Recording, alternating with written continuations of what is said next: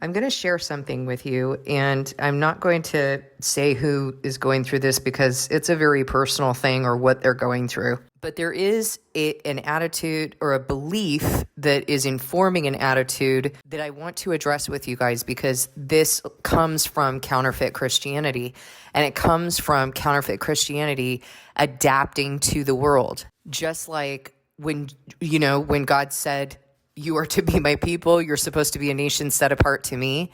And Jews kept adapting what the Greeks do, adapting what their foreign wives do. That's the reason the Lord said, "You are to be a holy nation to me. You are not to marry foreigners, because then you're going to serve their foreign gods." Well, you're also going to believe as they do. You're going to abandon the faith.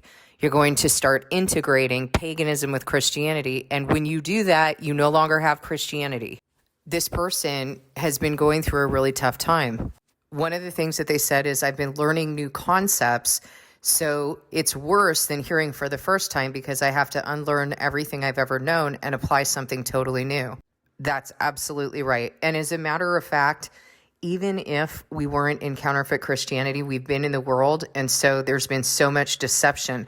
So when it comes to having faith in God, he already told us that everything that is important to him, the world has developed an opposition to it. It fights against the things that are important to God, and it develops a false gospel. That's why science is so dangerous. It's a false gospel based on the work of man's own hands, man's own ideas and theories. And the only thing that's even valid is whatever you're observing. But if you're observing something and you don't know the truth in God, now you just defiled truth, because you're going to come up with your own ideas about how to treat something rather than return to God, which is what he has said. And it's going to inflame your flesh, because your flesh wants control. Your flesh doesn't want to have to wait on God. You want results, and you want them now. You want someone who you can see, who's going to tell you, "I can heal you. Take 2 of these and call me in the morning." That's what your flesh wants. Your flesh doesn't want to wait on God's timing. Your flesh does not want to receive whatever he's trying to build, because you want results and you want them now. And it's a fallacy, because only God heals. Only God is sovereign, not the devil. The devil's not partly sovereign. Only God is sovereign. So anything that's been sent in your life has been sent by God. Well, why would God send terrible things? God sends terrible things when he needs to get our attention, when we haven't been listening, when we've been stuck in our sin, or maybe it doesn't have to do with that. Maybe it's just that God needs to break us into position so that we can hear what we need to hear in order to be saved. So is it terrible, or is it God who knows what's good? I've shared with you before that when Samuel told Eli that his sons who had been defiling the temple, they had been sleeping with the women at the temple, they'd been threatening people to give them the parts of the sacrifices that they wanted. So they were just really wicked men. And Eli tried to correct them. And then the Lord told Samuel that they were going to be destroyed. And Eli knew that Samuel had been told something. And he said, tell me what the Lord has said. And Samuel told him, and Eli responded, he is the Lord, let him do what he knows is good. That's the attitude that we need to have. We need to have that attitude that God is the only one who knows what's good. And he's going to bring us into position to have that attitude if we're one of his. If we are one of the ones he has set apart for mercy, we're going to understand some things, and there's going to be some grief that's involved in order to bring us into position to understand what matters to him and what we've been given. He is the Lord. Let him do what he knows is good. Write it down, put it on your phone, put it in your wallet, wherever you need to do, tattoo it. Well, don't tattoo it. The word says don't get tattoos, but you know what I mean? Get that in your heart. So they said, I need a break. I need a break from things going wrong and have a few things actually go right. It doesn't have to be huge, but anything at the moment would be nice. The way I see it is the bad times are a lot like the good times. The sun won't stay out forever because the rain is going to come. Might rain for a day, a week, or a season, but the rain will indeed come. Okay. It's a good perspective to keep you going, to keep you motivated. But the part that I want you to understand is you can't just wait this out. You can't just wait out what God's doing. If God is doing something in your life, and particularly if you're getting some bad breaks, okay, like some things are happening, you need to return to him and you need to find out what he's doing. What is he calling you in to address? And I don't want you to think that you have to somehow crack the code on what prayer to pray.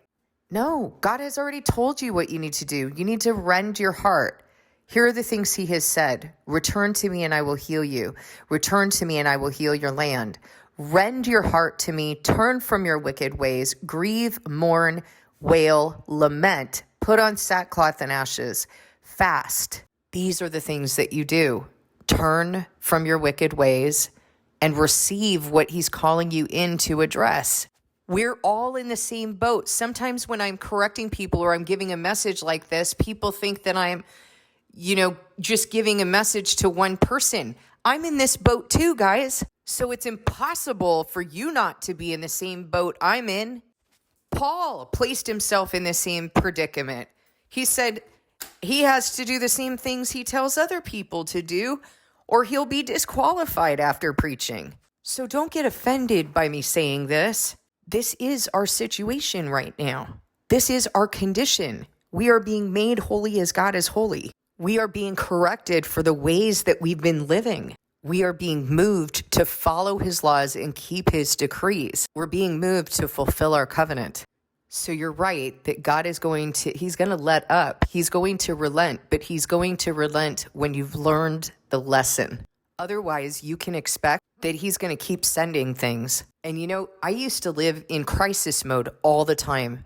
And I just thought that's how life was, that life was just really tough. And I got to tell you, I don't live in crisis mode anymore. I know exactly what God is doing when he's contending with me. I return to him, I learn the lesson, and he lets up every single time. And if you can get to the point, which I teach you in Heart Known series how to do, to listen to him and tune into him every day of your life in all of the ways that he's speaking, your dreams, your memories, your body, your feelings, your sensations, you are going to greatly reduce your grief, because then his voice doesn't have to get louder in order to call you in. It's not to say that you're not going to have any grief, so don't misunderstand me. There's things that God, look at what he did with my little grandson. He was glorifying himself. He was bringing glory to his name through that situation. He was bringing each of us in even deeper to him and deeper in our faith. These things are going to happen, and that was a hard thing, but he was glorified. You saw the faith that my children were exercising. You saw the faith that I was living out every day when I was freaking out. What did I do? I went to the word and I stood on every scripture that I could possibly find to give me the strength that I needed to endure what I was doing or what I was struggling with.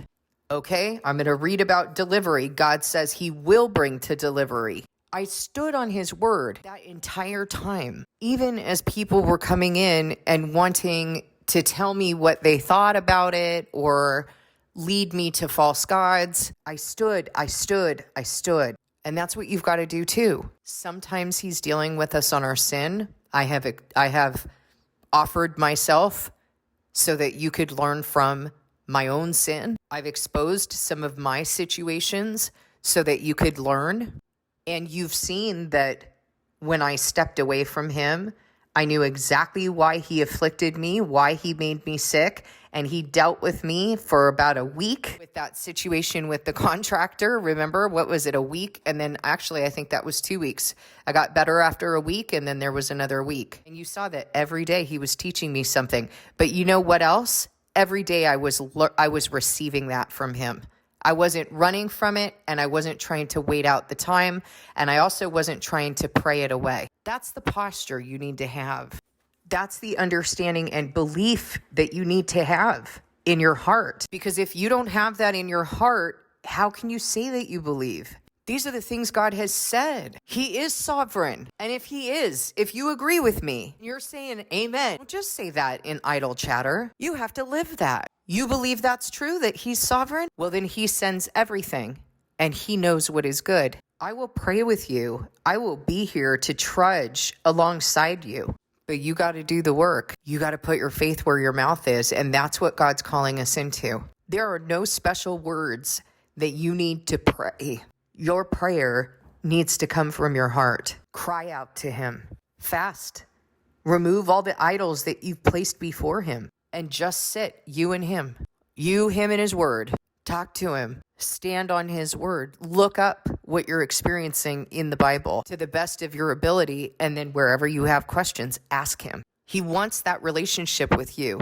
And you guys will do it with me. You'll send me an email and you'll ask me questions and you'll tell me, well, here's what I know and here's what the word says and here's my experience and here's what I think. So what do you think about this? Here's my question. Don't do that with me. Do that with God. I'll be here to trudge with you, but I can't tell you what I set you apart for because I didn't set you apart. I can't minister to you personally. And it's so funny because we'll go to all these specialists and we'll think, oh, I'm going to a specialist. They're really going to know me. They're really going to know my situation. And they never do. You know who knows your situation better than you could even know your situation is God. Do you believe that? Because if you believe that, then you'll pursue him and you won't think that you need to crack the code on God. You'll pursue him and you'll have those conversations that you keep bringing to man. That attitude needs to change in our hearts, and it's only going to change by fanning into the faith, the belief that we claim to have, by putting that where our mouth is and truly living it out. God bless you guys. And you know who you are. I'm praying for you. And God will return. God will not turn away anyone who comes to him.